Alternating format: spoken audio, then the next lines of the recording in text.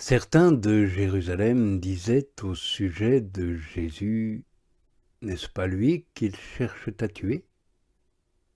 Et le voilà qui parle en public. » Et ils ne lui disent rien. Et si les chefs avaient vraiment reconnu qu'il est le Messie? Pourtant, lui, nous savons d'où il est, tandis que le Messie, quand il viendra, personne ne connaîtra d'où il est. Jésus, enseignant dans le temple, crie donc en disant « Vous savez qui je suis, et vous savez d'où je suis. Or, je ne suis pas venu de moi-même, mais celui qui m'a donné mission est véritable. Et vous ne savez pas qui il est. Moi, je sais qui il est, parce que je suis auprès de lui. Et c'est lui qui m'a envoyé. »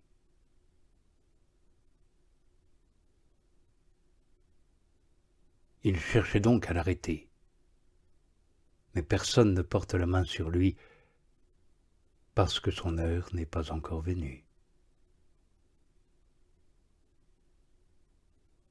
Dans la foule, beaucoup croient en lui. Ils disaient « Le Messie, quand il viendra, fera-t-il plus de signes que celui-ci n'en a fait ?» Les pharisiens entendent la foule murmurer cela de lui. Alors les grands prêtres et les pharisiens envoient des gardes pour l'arrêter.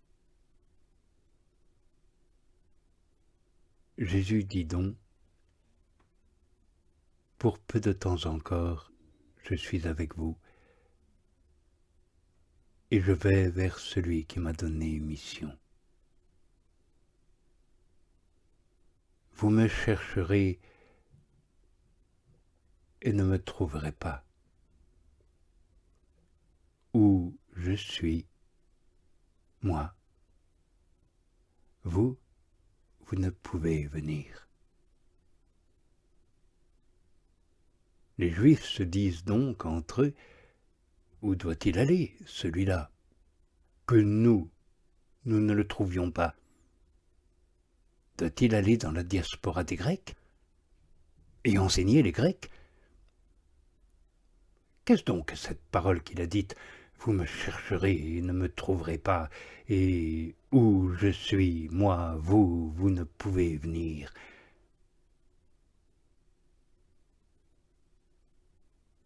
Le dernier jour, le grand jour de la fête, Jésus, debout, criait en disant « Si quelqu'un a soif, qu'il vienne à moi et qu'il boive, celui qui croit en moi. Selon ce qu'a dit l'Écriture, de son ventre couleront des fleuves d'eau vive. » Il dit cela de l'Esprit que devaient recevoir ceux qui croiraient en lui, car il n'était pas encore d'esprit, parce que Jésus n'avait pas encore été glorifié. De la foule donc, plusieurs qui avaient entendu ces paroles disaient « Celui-là est pour de vrai le prophète. » D'autres disaient « C'est le Messie. » Mais d'autres disaient « Comment? C'est de Galilée que vient le Messie? L'Écriture ne dit-elle pas « C'est de la semence de David et de Bethléem, le village où était David, que vient le Messie ?» une scission survient donc dans la foule à cause de lui. Certains d'entre eux voulaient l'arrêter, mais personne ne porte les mains sur lui. Les gardes viennent donc vers les grands prêtres et les pharisiens. Ceux-ci leur disent « Pourquoi ne l'avez-vous pas amené ?» Les gardes répondent « Jamais homme n'a parlé comme cet homme. » Les pharisiens leur répondent donc « Vous seriez-vous laissé égarer, vous aussi, parmi les chefs? En est-il un seul qui ait cru en lui? Ou parmi les pharisiens?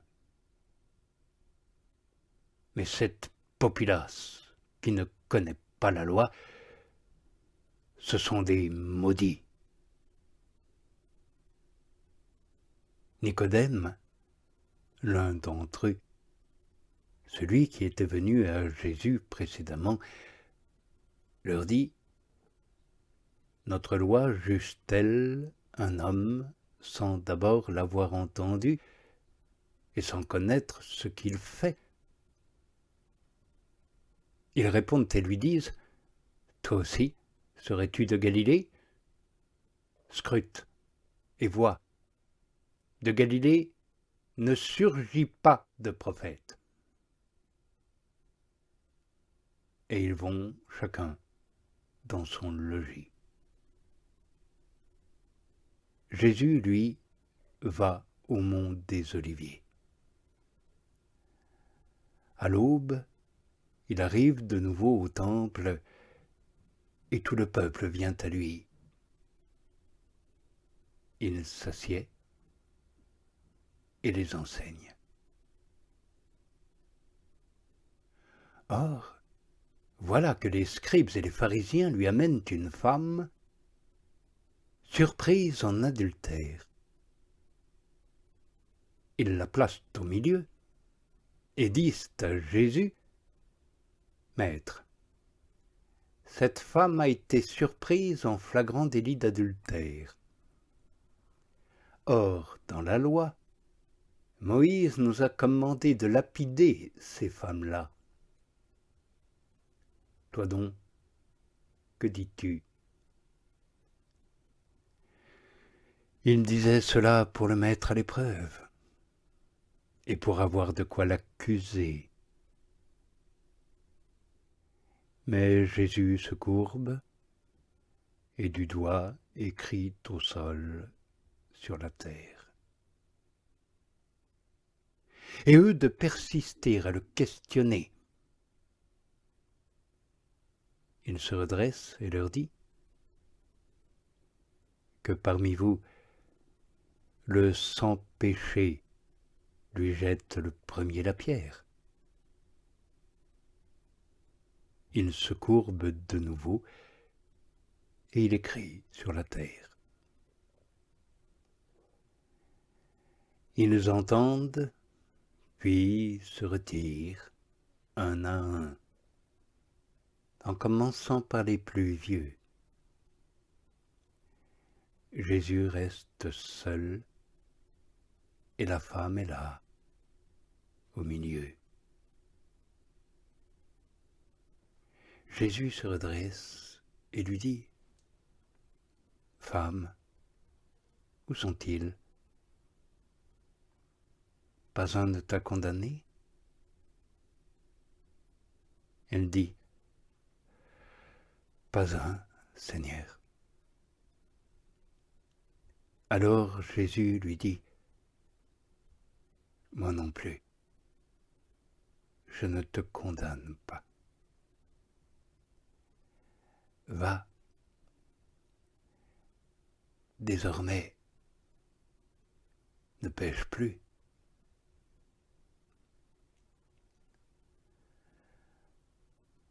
Donc, de nouveau, Jésus leur parle en disant « C'est moi, la lumière du monde. Qui me suit ne marchera pas dans les ténèbres, mais il aura la lumière de la vie. Alors les pharisiens lui disent, « Toi, tu témoignes pour toi-même. Ton témoignage n'est pas vrai. » Jésus répond et leur dit, « Même si je témoigne pour moi-même, vrai est mon témoignage, parce que je sais d'où je suis venu et où je vais. Mais vous, vous ne savez pas d'où je viens, ni où je vais. Vous, vous jugez selon la chair. Moi, je ne juge personne. Et si je juge, mon jugement est véridique, parce que je ne suis pas seul. Il y a moi et celui qui m'a donné mission, le Père. Dans votre loi, à vous, il est écrit « Le témoignage de 2 hommes est vrai. » Moi, je suis témoin pour moi-même, et le Père qui m'a donné mission témoigne pour moi.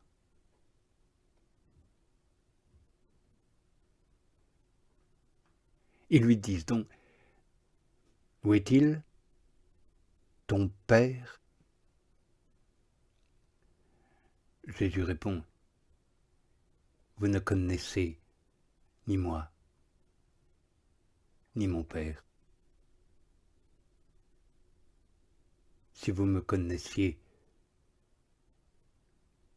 vous connaîtriez aussi mon Père. » Ces paroles, il les prononce dans le trésor, en enseignant dans le temple. Et personne ne l'arrête, parce qu'elle n'est pas encore venue, son heure.